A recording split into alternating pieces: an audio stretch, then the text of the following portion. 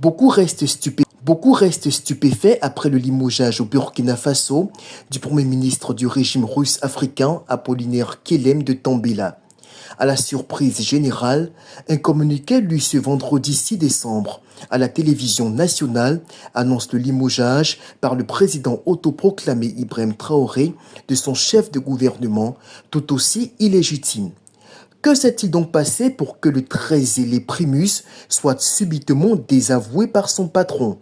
Si pour l'heure, très peu d'informations filtrent de ce limogeage, il apparaît de plus en plus évident qu'au sein de l'exécutif burkinabé, les relations tendent à la crispation en raison de la détérioration irréversible de la crise sécuritaire. Oui, Ibrahim Traoré a fait le choix délibéré de placer le Burkina Faso sous tutorat de la Russie. Malgré cette confiance aveugle vouée au maître blanc, les attaques djihadistes se multiplient, la crise sécuritaire prend de l'ampleur. Depuis le Kremlin, Poutine, lui-même embourbé dans sa guerre impérialiste contre l'Ukraine, ne peut que regarder impassible son sous-préfet en chef. D'ailleurs, même pour la Syrie d'Assad avec qui Moscou entretient une alliance pluridécennale, la Russie ne peut rien faire.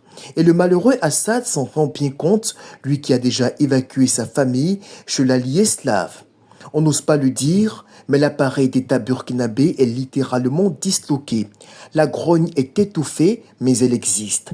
Et c'est justement là qu'il faut chercher les motivations réelles de ce limogeage.